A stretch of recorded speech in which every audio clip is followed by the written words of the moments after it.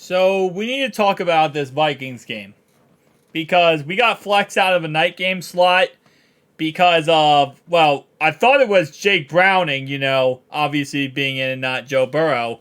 So, like, nah, man, we can't have Joe Burrow, like, we can't have Jake Browning playing on primetime football, which is ironic enough now, right? Because now, after last week against the Colts, 34 points, and then against the Jags putting up 31, you would think that, wow, Jake Browning might be the best thing for primetime football possible. Like, he is primetime football now.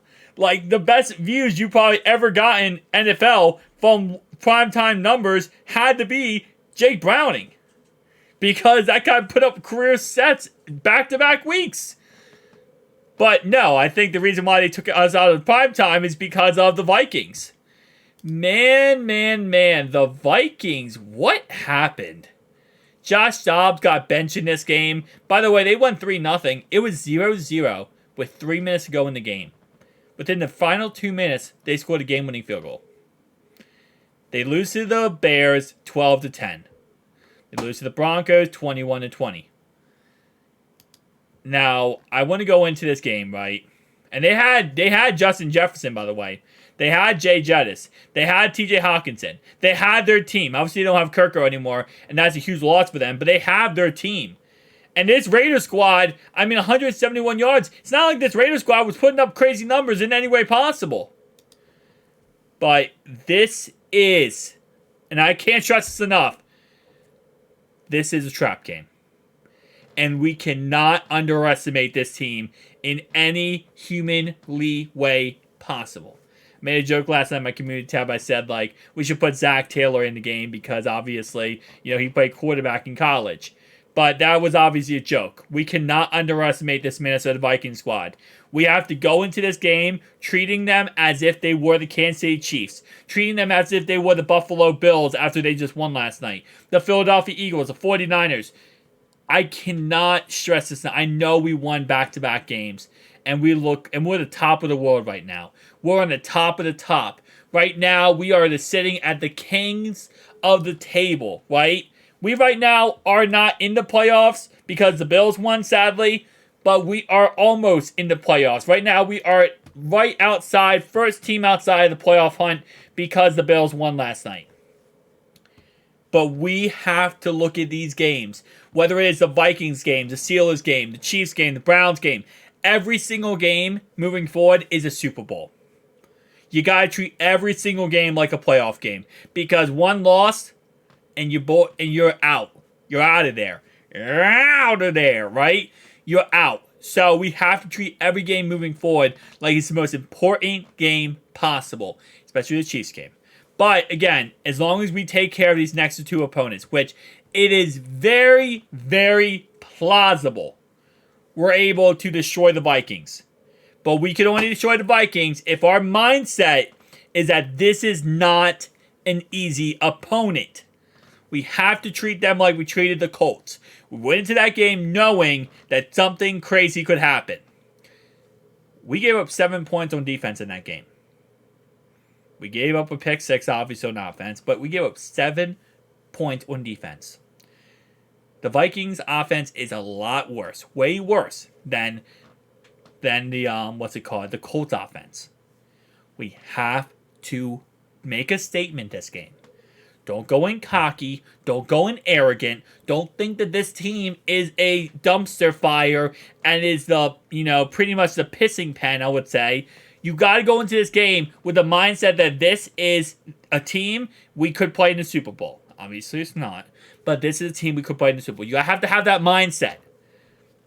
Steelers game, again, listen, that's going to be AFC North. And I'm not going to sit here and say that that's going to go either way. I think we're going to beat them, but it's AFC North. It's in Pittsburgh. That's going to be tough. The Squealers always play good at home. I know right now they're in like a kind of limbo land because they lost 2 back-to-back games versus 2 teams. Who do they play next week? Hang on, let me see. Who do they play before they play us? They play the Colts. Ooh. Okay, that actually might work out.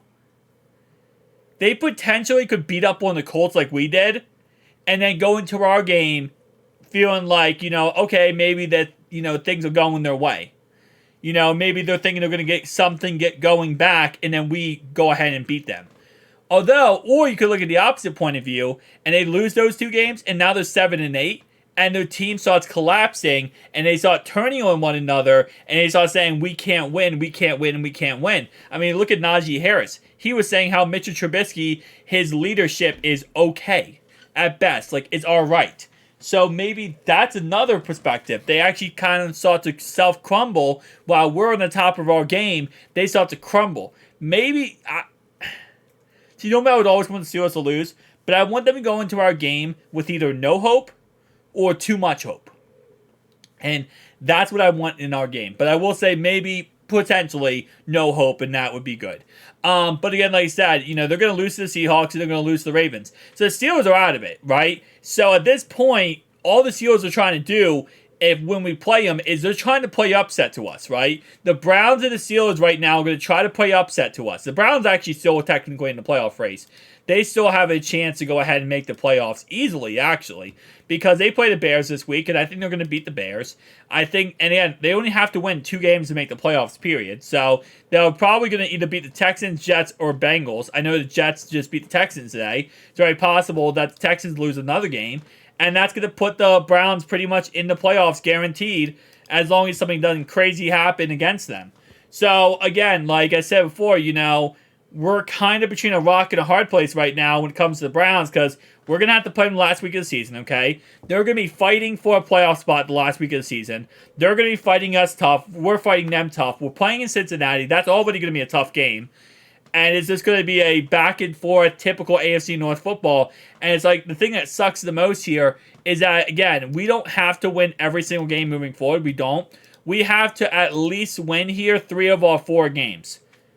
And theoretically speaking, could we win 2 of our 4 and still make it? Yes. But for perspective-wise, we need to win 3 of our 4 games. And the Chiefs game, obviously, is the wild card game that anything could happen, and I think we'll probably lose it. So, at the end of the day, though, we need to win 3 of our 4 games, and the thing that sucks is 2 of those teams are AFC North opponents. Again, luckily, the Steelers are out of it pretty much, but the Browns are still in the thick of things, man, and they're still going to be fighting tooth and nail because they know they have to go ahead and they don't have to beat us. As long as they beat other teams, they should be fine. Our best case scenario here is they win the next 3 games, and when they play us, they're already 11-6, and a win against us, oh, never mind, that would put them at 12-5, and that would put them as the number 5 seed. No, wait, they're already number 5 seed. Yeah, so there we go. So this is the best case scenario. They win the rest of their games, right? Everything works out for the Browns. We want everything to work out for the Browns right now. That means week 18, they're not even probably going to try. They might put in their backups because they're going to be 11-6, getting the 5th seed, and no matter what happens here, all they could do is technically knock us out of the playoffs, which obviously, let's be honest, they want to do no matter what. That's just how the Browns work. But at the end of the day, potentially, we could see them put their so they could put the backups in, and they literally have Joe Flacco and Nick Chubb's out for the season, and Deshaun Watson's out for the season, so they have their backups in. But, we might not see Myles Garrett. That's what I'm trying to say. And I know your mentality might be like, oh, no, they want to embarrass us. Yeah, but they're not going to be stupid. They're not going to be stupid. If they already have it locked up in the 5th seed, they're not going to put Myles Garrett in there and risk injury against Cincinnati just to knock us out of the playoffs. They're not going to do that because they know if we play them again, right, in the playoffs, we're going to play in Cleveland. And that's the toughest place for us to play is Cleveland. So, in anything, it's actually, it's ironic here. I'm going to say for this perspective, if you're a Browns fan, right, and you're like, oh, we're going to destroy you week 18, you should want us to win.